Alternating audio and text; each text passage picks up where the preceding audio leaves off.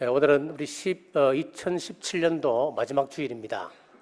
마지막 주일 발 씻김을 통한 예수님의 가르침이라고 하는 제목으로 하나님의 말씀을 선포하겠습니다. 경제학에 있어서 만고불변의 진리가 하나 있습니다. 그 나라 경제가 어렵고 어두워지기 시작하면은 그 이면에는 반드시 백성들이 일하기 싫어할 때라고 하는 겁니다. 과거 대구는 섬유도시였습니다. 공장마다 사람이 가득하여서 밤새도록 기계를 돌렸습니다. 그런데 지금은 사람이 없어서 기계가 놀고 있다고 그럽니다.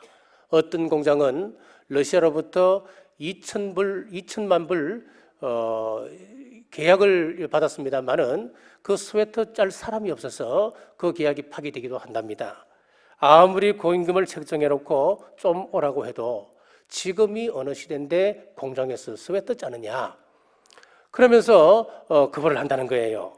그럼 다들 어디에 눈 돌리고 있을까요? 향락 산업에 치중합니다. 즐기면서 돈을 벌 수 있다고 이야기들 합니다. 자, 섬긴다고 하는 것 너무 어렵고 너무 오묘하게 생각하지 마십시오. 내가 있는 자리에서 내 할 일 잘 감당하면 우리는 사회에 기여하는 것이고 우리 남부교회 지체로서 주님의 몸된 교회를 세워가는 것입니다. 오늘 본문에서 다른 나라에서는 찾기 힘든 유대만의 독특한 문화 하나가 있습니다. 그것은 바로 남의 발을 씻어주는 문화입니다. 유대인들의 신발은 샌들이어서 자연히 외출 후 발이 지저분해지기 쉽습니다. 다른 사람 집에 들어갈 때에 언제나 발을 씻어주는 풍습이 있었습니다. 이때 발을 닦는 사람은 발을 내준 사람을 높이 대우해준다라고 하는 의미도 숨어 있습니다. 성경에서 발을 씻기는 장면은 두 군데 나와 있습니다. 첫 번째는 예수님께서 마리아 집에 가셨을 때에 마리아가 감격에 겨워서 자신의 눈물로 예수님의 발을 씻기는데 그 머리카락으로 닦고 있습니다. 그리고 그 위에다가 향유를 부으며 머리로 닦고 있습니다. 자, 이 마리아는 예수님을 최고로 대우하는 겁니다. 최고의 존경을 전하고 있습니다. 그리고 오늘 본문의 두 번째, 예수님의 발 씻기는 장면이 등장합니다. 그 집에 들어갔는데 누군가가 스승의 발을 씻겨야 합니다. 누군가는 다른 제자의 발을 씻겨줘야 합니다. 그런데 씻겨줄 사람이 없었습니다. 이유가 있었습니다. 제자들은 주님께서 이번에 예루살렘으로 입성하시게 되면은 왕이 되실 것이라 생각했습니다. 왕이 되시면 누가 영의정이 되고 누가 좌의정이 되고 누가 우의정이 되지, 누가 높은 자리에 올라가지, 서로 자리 다툼과 시기 질투 때문에 제자들 사이에 맺었던 3년간의 그 아름다운 공동체가 지금 와해되고 있는 장면입니다. 누가 더 큰가, 누가 더 높은가 대립하고 있기에 누가 남의 발을 씻겨줄 수 있겠습니까? 여기서 다른 제자의 발을 씻겨준다고 하는 것은 스스로 자기 인격을 평가절하시키는 행위라고 생각이 들지 않겠습니까? 그러니 저마다 품위 유지하기 위해서만 지금 앉아있는 겁니다. 누가 나서서 발을 씻기려고 하고 있지를 않습니다. 이런 상황에서 우리 주님께서 귀한 가르침을 우리에게 남깁니다. 발 씻김을 통한 예수님의 가르침, 첫째는 제자들의 영적 상태입니다. 2절 말씀입니다. 마귀가 벌써 시몬의 아들 가룟 유다의 마음에 예수를 팔리는 생각을 넣었더라. 왜 사람들의 마음이 이처럼 지저분해졌습니까? 마귀가 그 마음을 지저분하게 만들었기 때문에 그렇습니다. 성경에 보면 마귀가 하는 일이 몇 가지 정리되어 있습니다. 첫 번째는 다투는 생각을 집어넣습니다. 야고보서 4장 1절입니다. 너희 중에 싸움이 어디로부터 다툼이 어디로부터 나느냐? 너희 지체 중에서 싸우는 정욕으로부터 나는 것이 아니냐? 마귀의 조종을 받고 보면은 한 입을 듣고 사는 부부 사이에도 불화가 일어납니다. 한 피 받은 형제끼리도 칼부림이 나고 한 교회 다니는 성도들끼리로서도 다툼이 일어납니다. 세상은 무엇입니까? 자기 발만 내미는 것이 세상입니다. 왜 내 발을 씻어주지 아니하느냐? 불평하고 짜증내고 다투는 것이 이 세상입니다. 두 번째로 마귀는 거짓된 생각을 불어넣습니다. 요한복음 8장 44절에 너희는 너희 아비 마귀에게서 났으니 너희 아비의 욕심대로 너희도 행하고자 하느니라.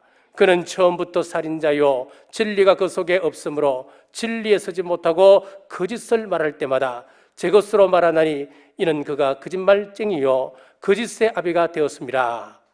마귀가 이 세상을 지배하고 득세하게 되면 이 세상은 거짓말 천지가 되어버립니다. 그래서 존경받는 사람도 거짓말을 반복듯이 합니다. 교회에서 목사도 거짓말하고 장로도 거짓말합니다. 남편도 거짓말하고 아내도 거짓말합니다. 마귀는 거짓말하게 합니다. 그리고 세 번째, 마귀는 교만을 불어넣습니다. 디모데후서 3장 2절에 보니까 사람들이 자기를 사랑하며 돈을 사랑하며 자랑하며 교만하며 비방하며 부모를 거역하며, 마귀가 주장을 하게 되면 교묘하게 교만해집니다. 나는 교만하지 않다, 나는 겸손한 사람이다 말하고 다녀도 그 속에 교만이 들어있습니다. 교만을 질책하면서도 교만합니다. 서로가 높아지려고 합니다. 자, 지금 예수님은 십자가에 매달릴 것 생각하고 이 사건을 통하여서 마지막으로 이 제자들에게 무엇을 가르칠까 고민하고 계십니다. 그런데 제자들은 그것도 모르고 예루살렘에 올라가시면 예수님께서 왕이 되시는데 누가 높은 자리에 앉을 것인가 자리 다툼하는 꼴불견이 연출되고 있는 겁니다. 자, 그런데 그 무리 가운데 장차 일어날 일을 알고 있는 한 제자가 있었습니다. 가룟 유다입니다. 그는 예수님을 은 30냥을 받고 팔았기 때문입니다. 당시 일반적인 통례로 보면은 스승이 십자가에 매달리게 되면 그 제자들도 함께 십자가에 달리는 것이 일반적인 통례였습니다. 그렇다고 한다면 지금 자리 다툼하고 있는 이 제자들, 조금 지나면 예수님과 함께 십자가에 달려야 될 사람들입니다.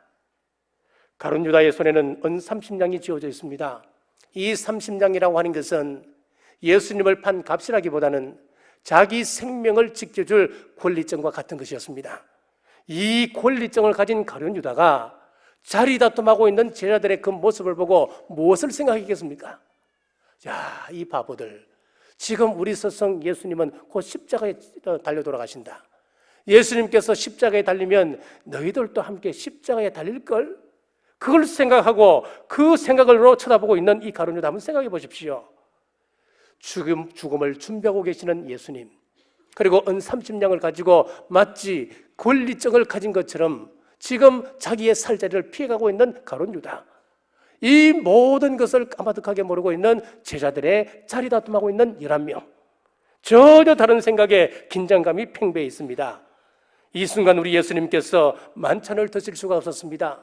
빵이 넘어가겠습니까? 포도주가 넘어가겠습니까? 내가 죽은 이후에 이들이 정말로 기독교를 뭐라고 생각할까? 신앙생활을 하는 것과 주님의 제자가 된다고 하는 것을 과연 이들은 어떻게 이해하고 있을까?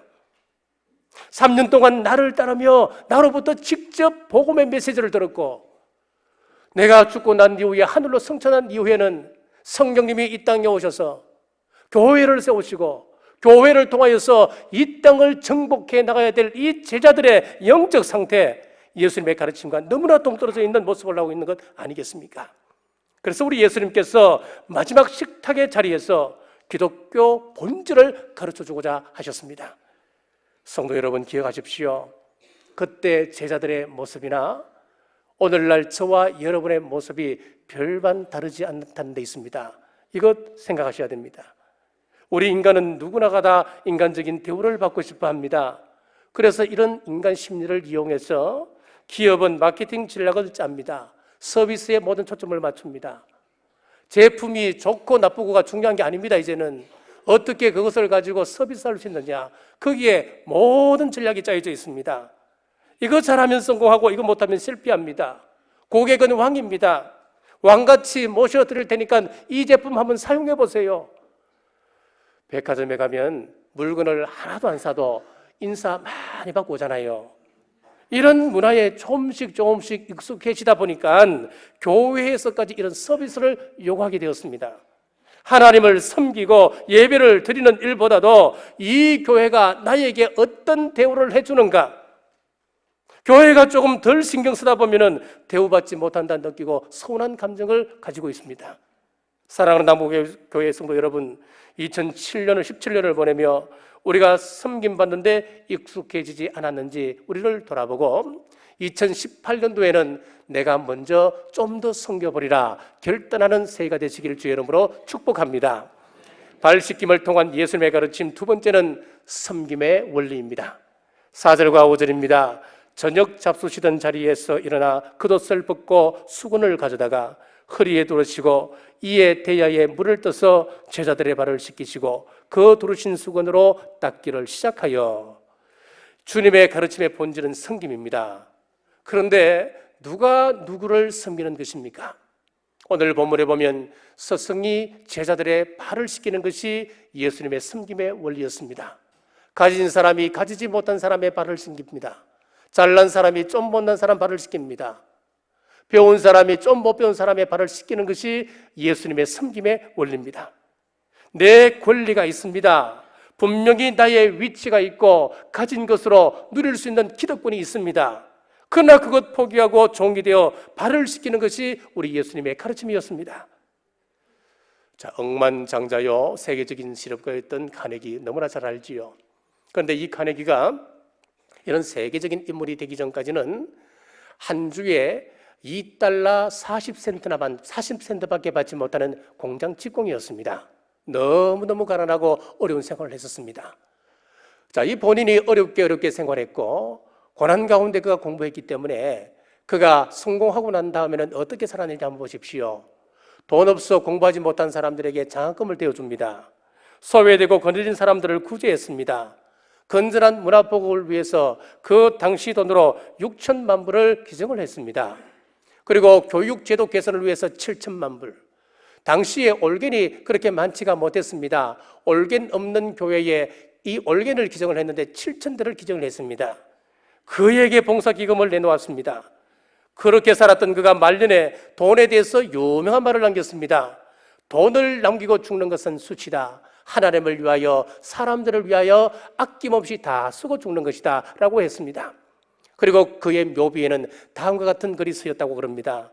여기 사람들을 잘 섬기다 간 사람 고이 잠들다. 얼마나 멋있는 평가입니까? 아직도 내게는 누릴 수 있는 권리가 있다고 생각하십니까? 많이 배우기 때문에 다른 사람을 비판하고 정죄할 수 있는 권리가 내게 있다고 생각하십니까? 그렇다면 우리 예수님의 가르침과는 너무나도 동떨어져 있습니다. 내가 번 돈 당연히 나를 위하여 쓸 권리가 내게 있지요. 그러나 하나님을 위하여, 복음을 위하여 그 돈으로 이웃의 발을 씻기는 것입니다. 하루 24시간 내가 잠잘 수도 있습니다. 얼마든지 친구를 만날 수 있고 좋은 옷 입고 좋은 자리에 가서 만난 음식 우리가 즐길 수가 있습니다. 얼마든지 취미생활 즐길 수 있는 권리가 내게 있습니다. 그러나 그 시간을 복음으로 이웃의 발을 씻기는 데 쓰는 것, 이것이 바로 우리 주님의 섬김의 원리입니다. 2017년 한 해를 돌아보면 하나님께서 우리 교회에 베푸신 은혜가 참으로 큽니다. 40주년의 행사를 지내면서 어느 해보다도 바쁜 한 해였습니다. 그런데 불평 없이 순종하는 마음으로 교회를 생각하며 힘써주신 여러분들께 감사를 드립니다. 또 참 기억에 남는 것은 2017년도 경주시 기독교연합 경주시 복음화를 위해서 우리 교회가 우리 장로님들을 비롯해서 많은 성도님들이 물질로 또 봉사로 시간적으로 헌신해 주셨습니다. 그래서 2017년을 기점으로 해서 경주시 기독교의 위상이 올라가는 한 해가 되었다. 경주의 많은 교회들이 남부교회를 칭찬하고 있습니다. 저도 여러분들의 그 모습을 보면서 개인적으로 참 흐뭇하고 감사하고 은혜가 있던 그런 한 해였습니다.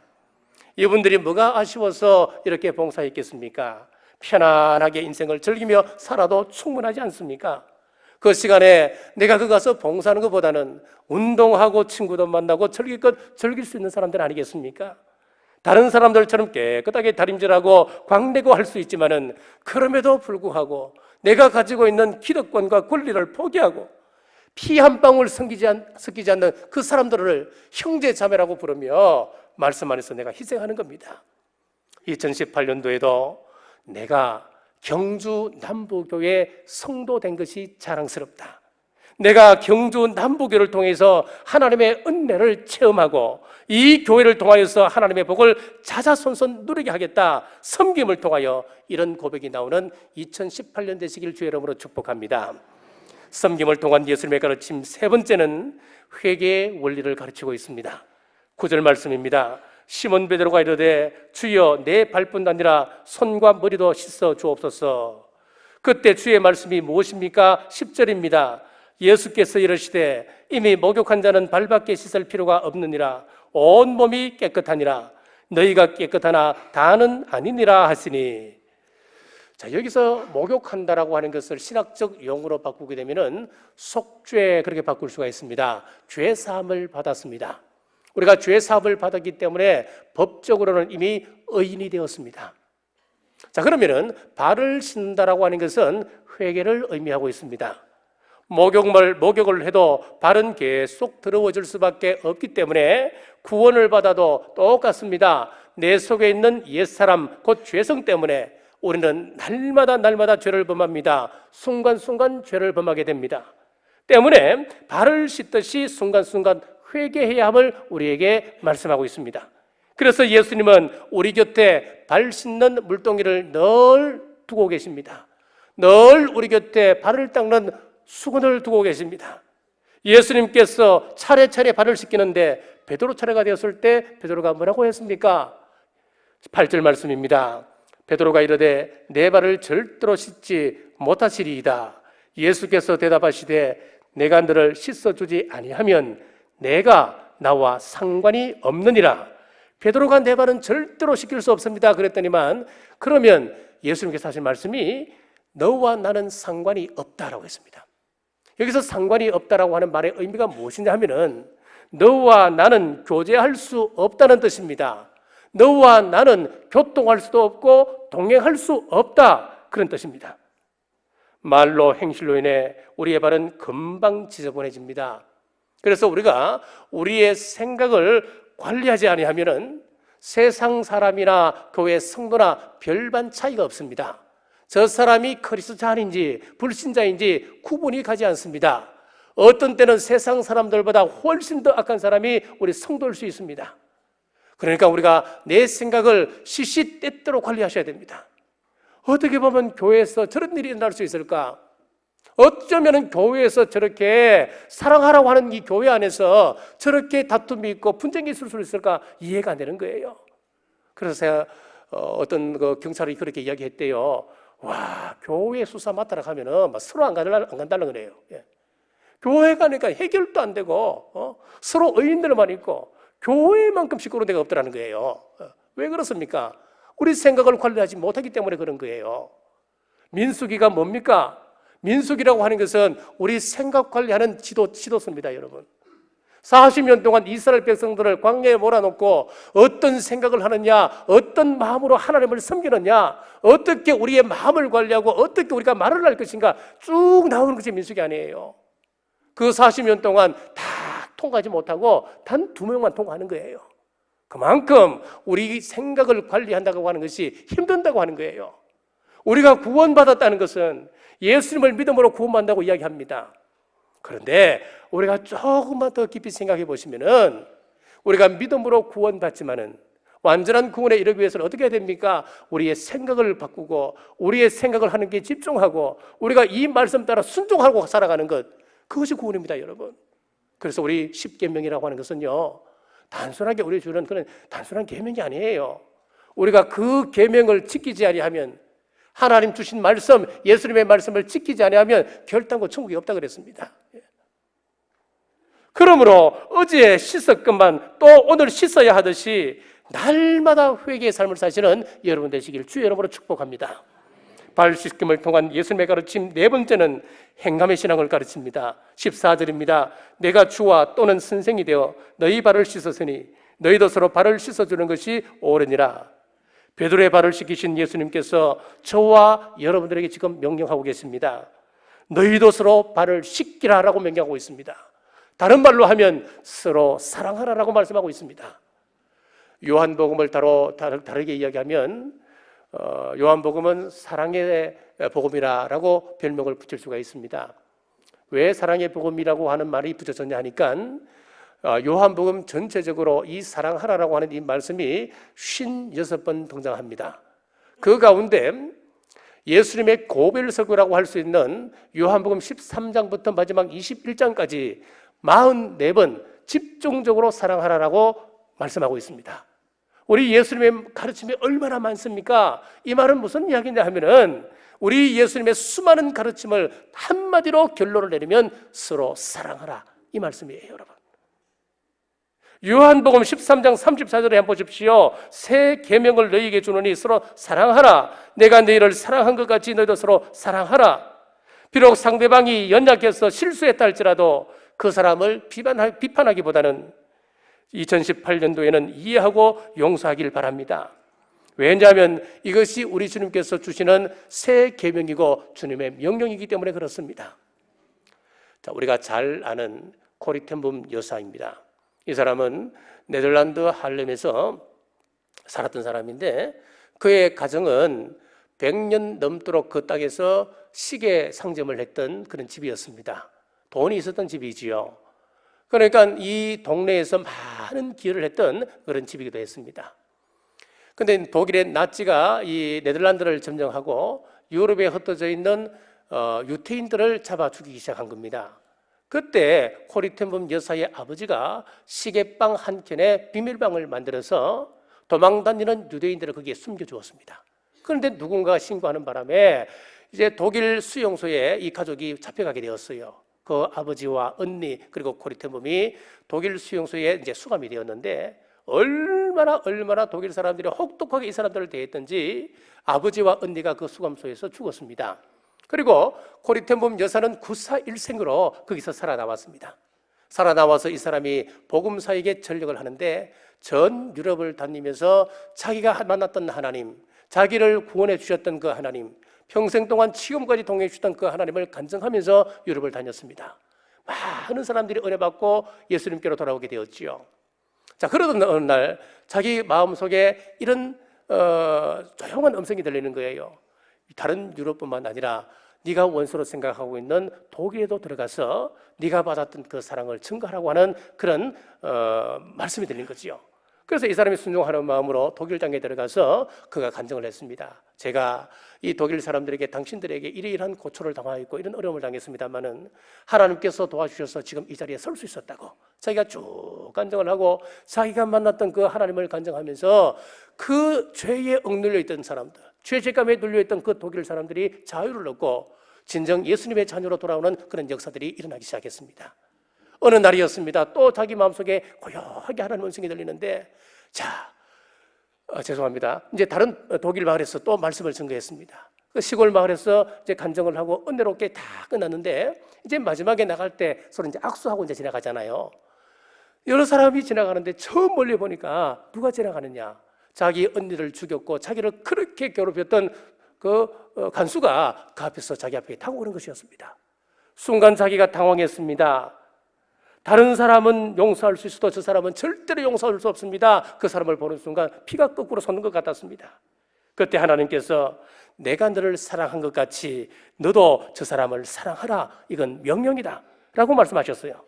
하나님, 제 마음으로는 저 사람을 사랑하고 용서할 수 없습니다만은 하나님께서 말씀하시고 하나님의 명령이다 말씀하시니까 내가 순종하겠습니다. 한번 해보겠습니다. 잠시 눈을 감고 묵상하고 눈을 떠보니까 그 사람이 자기 앞에 탁 서 있는 거예요. 물론 그 간수는 자기를 알아보지를 못했습니다. 코리 텐붐 여사가 그 간수를 끄어놨습니다. 순간 하나님의 그 마음이 그에게 전달되었습니다. 그 마음에 그를 용서할 수 없었던 그 마음이 그 사람을 사랑할 수 있도록 넉넉한 마음이 자기에게 채워지는 것이었습니다. 도저히 내 감정으로 사랑할 수 없었지만은 하나님 말씀 앞에 명령 앞에 순종하기로 결단하는 그 순간 하나님께서 원수까지도 사랑할 수 있는 능력을 허락해 주셨던 겁니다. 사랑하는 여러분, 비판은 비판을 낳습니다. 미움은 미움을 낳습니다. 그러나 용서는 용서를, 이해는 이해를, 사랑은 사랑을 낳습니다. 이것이 우리 주님께서 가르쳐 주신 황금률입니다. 자, 우리가 잘 아는 부메랑이 있지요. 이 부메랑을 던지면 반드시 자기에게로 다시 돌아오게끔 되어 있습니다. 자, 그런데 우리가 사랑의 부메랑을 날리게 되면 그것은 누구에게 돌아올까요? 다시 그 사랑은 나에게 돌아오겠습니다. 우리가 용서하고 이해하는 그 부메랑을 던지면 역시 부메랑은 나에게 용서로 이해로 돌아옵니다. 내가 상대를 미워하고 상대를 용서하지 못하면 그것은 나에게 미워하는 것으로 돌아옵니다. 만약에 생각해 보십시오. 그 부메랑 그 뻗이 날카로운 칼로 되어 있다면 그것을 내가 반드시 잡아야 되는데 결국은 내 손이 상하지 않겠습니까? 반면에 내가 다른 사람을 이해하고 사랑하면 그것은 산울림이 되어서 나에게 돌아옴을 믿으시고 2018년도에는 우리 주님의 마음으로 서로 사랑하는 한 해로 만드시길 주의 이름으로 축복합니다. 이렇게 섬기고 회개하고 행하면 우리 주님께서 우리에게 주시는 약속이 한 가지 있습니다. 17절입니다. 너희가 이것을 알고 행하면 복이 있으리라. 우리의 섬기는 그 손길을 주님께서 그냥 보고만 계시지 않고 복 주시겠다 말씀하셨습니다. 이 말씀이 당시 그 시대 사람들에게만 적용되는 말씀일까요? 아닙니다, 여러분. 우리 예수님에게는, 우리 하나님에게는 시간과 공간이 별 의미가 없는 분이에요. 여러 그 시간은 같은 시간입니다, 여러분. 그렇습니다. 우리가 서로 비판만 하고 서로 허물을 덮어주지 못하는 이 교회가 된다면 하나님의 복은 임하지 않습니다. 우리가 흔히들 이 교회는 축복의 통로라고 이야기합니다. 예수님께서 이 교회를 축복의 통로로 만들어 주셨습니다. 그런데 이곳에 사랑이 흐르지 못하고 미움과 다툼만 흐르고 있다면 어떻게 주님의 사랑의 통로가 될 수 있을까요? 축복의 통로가 될 수 없는 거예요. 제가 오늘 우리 안수 집사님 한 분한테 이런 간증을 잠시 들었습니다. 이분이 자기도 지금 또 생각하니까 이해가 안 된대요. 옛날 젊었을 때 우리 장로님들을 통해서 남부교회에 들어오면 복받지 못한 사람들이 없다는 것. 처음에는 그렇게 이야기를 들었을 때에 그거는 성공한 사람들 하는 이야기였지 별 의미 없이 넘겼대요. 그런데 이번에 자기가 기도하고 또 회사에서 이루어지는 여러 가지 일들을 보면서 이제 깨달았다는 거예요. 그렇구나. 내가 남부교회의 성도가 된 것이 은혜구나. 남부교회 다니면서 남부교회에서 말씀을 듣고 남부교회에서 이 재단에서 무릎 꿇고 기도했더니만 하나님께서 응답을 주시는데 이 어려운 때에 다른 사람은 한 번, 두 번 하는 그 진급도 어려운데 이 사람은 초고속 진급을 한 거예요. 그리고 이 사람이 있는 곳에는 이 회사가 계속 또 발전하는 거예요. 그리고 이분이 이제 회사 가까운 곳으로 이사를 가야 되겠다. 그래서 1년 전부터 아파트를 내놓았습니다. 그래서 이사를 가면은 당연히 회사 근처로 내가 이사를 가야지, 이 교회를 떠나고 이제 근처 교회로 가야지, 그렇게 작정하고 하나님 아파트 팔려야 되는데 하나님 좀 팔게 해주십시오. 늘 기도했대요.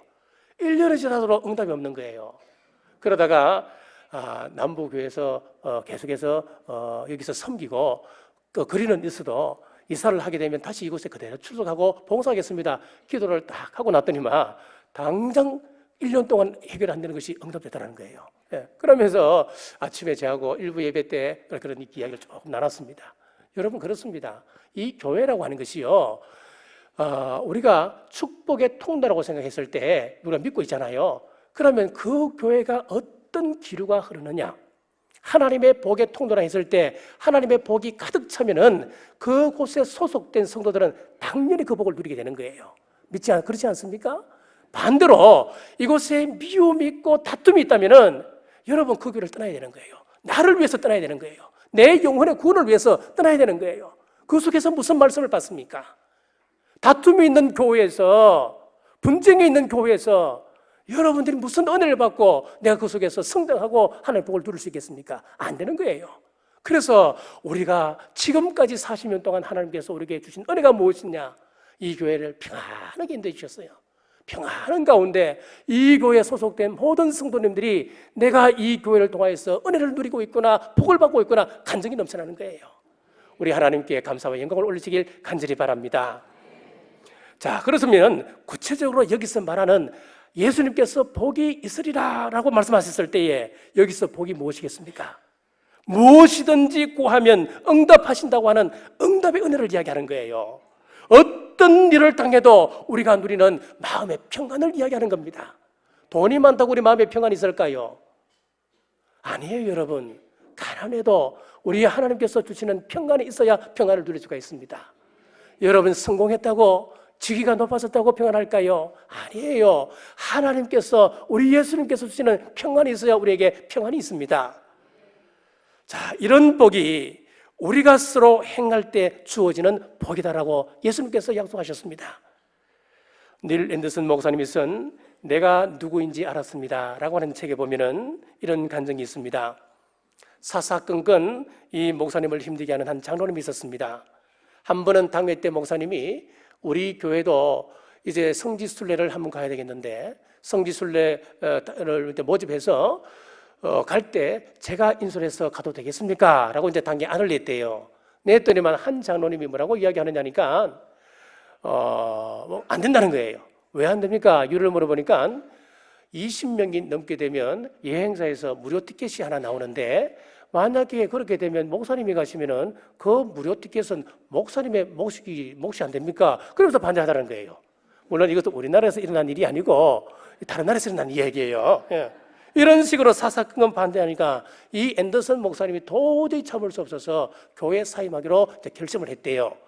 그런데 이상하게도 그때부터 열이 오르고 몸이 아프기 시작했습니다. 그런 가운데 하나님께서 깨달음을 주시기를 그 장로님에 대한 너의 정오심 때문에 주님의 몸된 교회에서 그 직분을 마음대로 사임한다고 하는 것은 그것은 잘못된 결정이다. 그런 언급이 오더라는 거지요. 그래서 이 목사님이 그 장로님을 사랑하기로 결심하고 거주의 강단에 섰는데 설교 가운데 성도들이 은혜 받고 마치 부흥회처럼 뜨거워졌다고 하는 그런 이야기예요. 성도들의 변화도 놀라웠습니다만은 더 놀라운 것은 앤더슨 목사님 자신이 큰 변화를 받았다는 겁니다.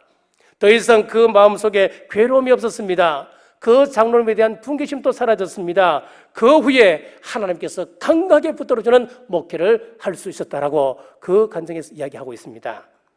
그렇습니다. 우리 주님의 명령 따라서 내가 먼저 그를 용서하고 사랑하면 하나님이 나를 먼저 살려주십니다. 내 심령이 살아나게 합니다. 내게 기쁨을 허락해 주십니다. 이것을 알고 행하면 복이 있으리라. 이 우리 주님의 약속입니다. 왜 불만이 쌓이고 왜 원망하고 왜 미워지고 왜 용서가 안 됩니까? 섬기지 못한 제자들처럼 자기만 생각하고 있기 때문 아니겠습니까? 2017년은 십자가 아래 묻으시고 다가오는 2018년도에는 먼저 형제의 허물과 죄를 용서하기로 결단하십시오. 더 잘 섬기고 더 사랑하여 우리 주님 약속의 복을 누리는 우리 경주 남부교회 그리고 여러분 가정 되시기를 주님의 이름으로 축복합니다. 기도하겠습니다. 아버지 하나님, 지난 한 해를 되돌아보며 하나님의 사랑을 깨닫고 결단케 하심 감사합니다.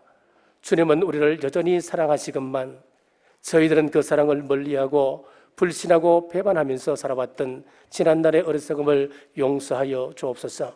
이제 참 사랑의 의미를 알고 사랑의 사람이 되어 사랑의 눈으로 세상과 이웃을 보며 주님처럼 먼저 섬기는 우리 온 성도들 되어서 기쁨이 충만한 우리 남부교회 되게 도와주옵소서. 주님께 귀히 쓰임받는 준비된 교회, 마지막 때 주님께서 마음껏 사용하시는 교회 되게 인도하여 주옵소서.